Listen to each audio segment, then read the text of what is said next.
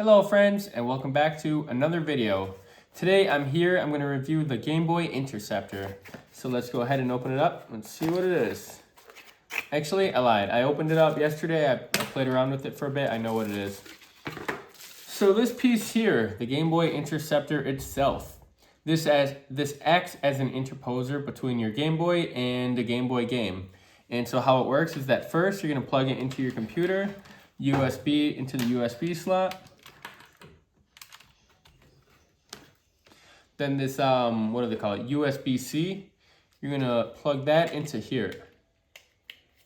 Then from here, you can put it into your Game Boy like, oh, hold on. You're gonna put it into your Game Boy like this with the logo facing forward. Then you can insert your Game Boy game. From there, you turn on your Game Boy, and so what this is gonna do, it's gonna generate a video of its own, essentially just copying whatever's going on the Game Boy screen. And I believe it runs in either 30 frames per second or 60 frames per second to the Game Boy's native resolution. But from what I've noticed is that there is a bit of a lag. It doesn't copy color, so whatever you play, it's going to be in black and white. And it doesn't produce any sound. So what I thought of to remedy that is to kind of buy like a headphone jack, but with the headphone jack cord, there's gonna be a headphone jack on each side. So you have your input and output. You're gonna plug one side into here and the other one into your computer. And it's my hypothesis, but I haven't tested it yet. I believe that should give you the sound from your gameplay on your computer as recorded audio. So in that case, you can capture your gameplay with black and white video and sound. So I'm gonna go ahead and turn this on and yeah, just show you guys kind of how it works. So let's get into that. All right, so yeah, again, I just want to reiterate, you first plug your Game Boy Interceptor into your computer, put in the game, and then put it into your Game Boy. Game Boy Interceptor, and here we are, the gameplay. So again, black and white. I don't know if this is 60 frames per second or 30. This is what the game looks like. Hold on. So then from here, your Game Boy is going to act as a controller. And so this is my Pokemon Silver save. I started, ooh, this is looking real funky. Hold on, let me just come in and out. Ooh, I've never seen it like that before. Is everything okay? I don't know why it's not, oh, okay. So I walk out of that area, I come back, everything's back to normal. So this thing, it's a great idea. I like that it's a Game Boy Capture card without having to like mod anything or do anything extra or emulate the game, as emulation, as we all know, it's kind of like a gray area in its own. So this is a okay way to capture your gameplay. And what I would like to do later on is when the cord I ordered arrives, I want to do kind of like maybe a full gameplay of Pokemon Red or Blue using only this.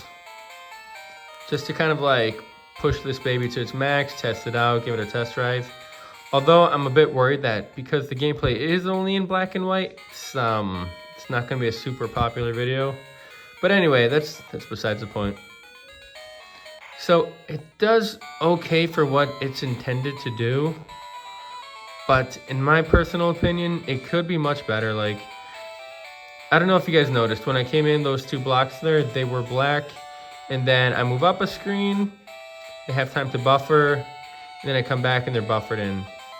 So, yeah, that's the Game Boy Interceptor. That's all I can really say about it. So, yeah, notice these. I walk off frame. I walk back, everything's normal, the texture. I believe, so the Game Boy Interceptor is made with the Pico Interactive, oh, for sure. The Raspberry Interactive, like motherboard. And so I believe it's updatable. To do a full gameplay of Pokemon Red or Blue with this. All right, welcome back, guys. So just to continue that video, I'm going to take on the gym leader Falkner. He's the leader for the flying badge, or the flying type gym in Pokemon Silver. So I believe he has a Pidgey and a Pidgeotto, and I have a Cyndaquil and an Onix. And I'm playing in Nuzlocke mode, which essentially means that if your Pokemon faints in battle, you have to release them, and you have to name every Pokemon that you catch. And a few other people have like their own house rules, but those are the main two I'm going with, just to give like Pokemon that extra edge of a challenge. So yeah, here we go. I'm gonna start the recording on here. And into the gym we go. Gym Leader Falconer. It's going down. The Flying Type badge, the Flying Type gym. Here it is on here, and here it is on there. Here, wherever I decide to put it. So, let's begin. People say you can clip Flying Type Pokemon's wings with the jolt of electricity. I won't allow such insults to bird Pokemon. I'll show you the real power of the magnificent bird Pokemon. And the battle engages. Crank this up. Leader Falconer wants to battle. So in color, he looks pretty cool. He has a blue jumper with that white jacket. He sends out Pidgey. Now Pidgey's main move here, it's gonna be Mud Slap. So it lowers your accuracy, and it does quite a bit of damage depending on your level. So the thing we have to be careful of is that we take down Pidgey and Pidgeotto before they take us down. Because if they take me down, I have to release both Pokemon, I guess, whatever Pokemon faints. So I have to get rid of them before they get rid of me. Rocky, you screech. And here we go, Mud Slap. They love this Mud Slap. And so with each attack with Mud Slap, it not only like affects my HP, but it makes my accuracy lower. And so after a while, it just begins to like, say Rocky's attack misses, whatever attacks miss, and you can't even land a hit on them. So it's my plan here is to just take them out quick.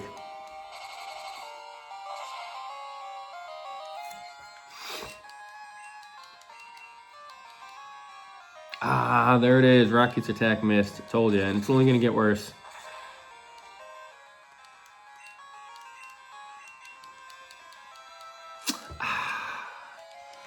With each passing attack, it just lowers, you know? So let's see.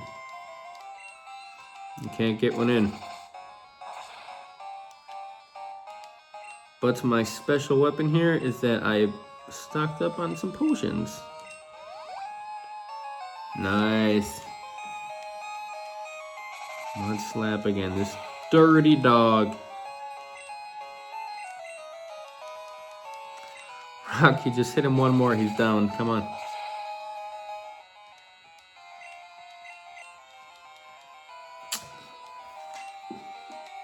Come on, man.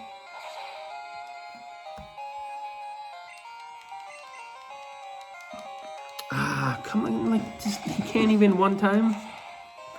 Not even one time. You gotta do it, man. Yes, let's go. Got him. So that's Pidgey. The next one's Pidgeotto. He has Mud Slap, Gust, and there may be a third one. Leader Falconer is about to use Pidgeotto. Okay. Will Isaiah change his Pokemon? Yeah, let's give Rocky a bit of a break.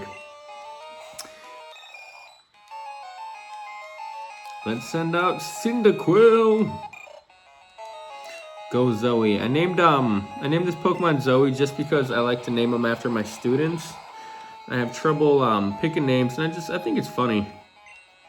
Critical hit. Enemy Pidgeotto is just. Alright, so he's done. This is no problem.